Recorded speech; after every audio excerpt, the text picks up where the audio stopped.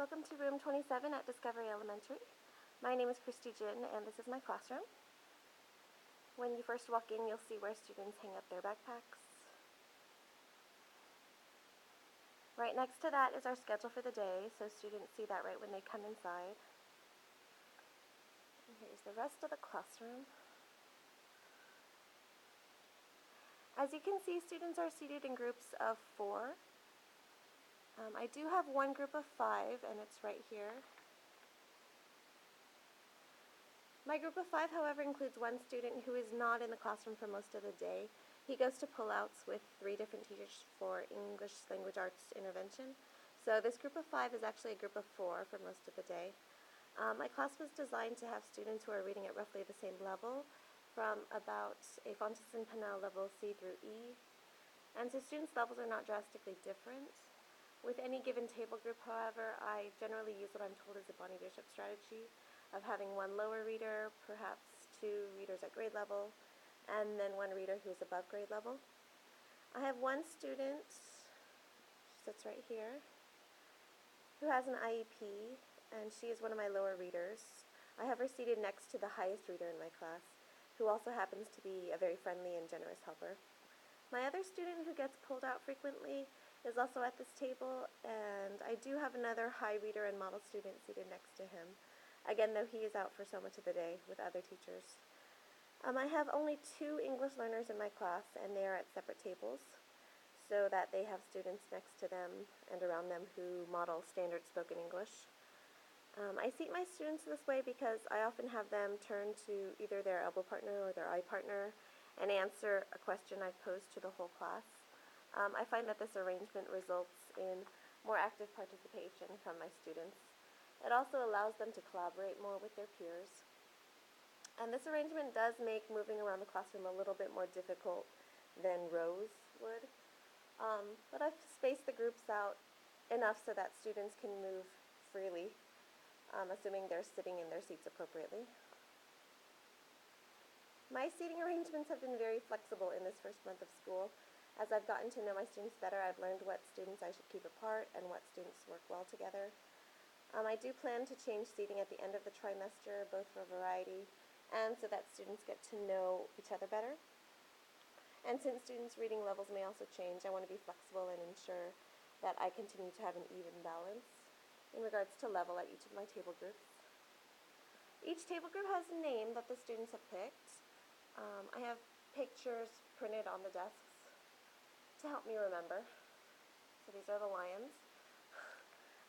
Right now, the groups that I have are listed over here. And this also helps with behavior management, as I can have groups, I can give groups table points for good behavior and for being on task. And every 2 weeks I reward them. I reward the table group that has the most points with a small prize. For whole class awards, I have a marble jar over here. And we're going to have our first party in about 2 weeks when this jar is full, hopefully. For individual student behavior, I have a clip chart over here.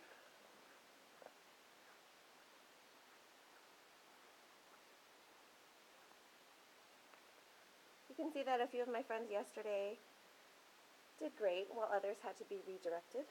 Students who end up on purple one day get a sticker either at the end of the day or the next day. And if students' clips are on orange or red, got 2 on orange right there, they stay in for a couple of minutes at recess, or I have them stay with a 4th grade teacher next door. Okay, I'm going to go over to our rug, where we do a lot of whole group instruction.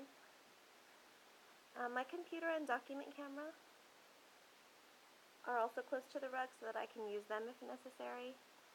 Seating on the rug is assigned to minimize behavior issues and to ensure active partner talk. In front of the rug is where our English Language Arts and math standards are posted. I also have my English Language Arts standards posted at the back table. This is the reading table where I do my small group instruction. And this back whiteboard right here shows students where they go for their reading rotations and their centers. Everything is color-coded to hopefully make it easier to understand for first graders. When students go to centers, these are their centers. There's a designated area for certain centers, such as the writing center. It's over here. There's our writing center. The computer center is right over here with computers. Right now we have a LeapPad center, and that is right over here. This back whiteboard is also where I put completed posters. Posters that we might still be using for reference, however. You can see here we have 2 math posters. Across from the reading table is our writing bulletin board, which we actually haven't used yet since most of the writing students have been doing is still in their journals. And most of the supplies that students need throughout the day are kept inside of their desks, simply because we don't have that much storage area in this portable. We do have one storage cabinet over there next to the rug. We have some filing cabinets over here. And we have 2 metal filing cabinets. It seems to be enough storage area for our purposes right now. And I think that's about it. Thank you for watching this video. If you have any suggestions or feedback, please feel free to email me at this address right here. Thank you for watching.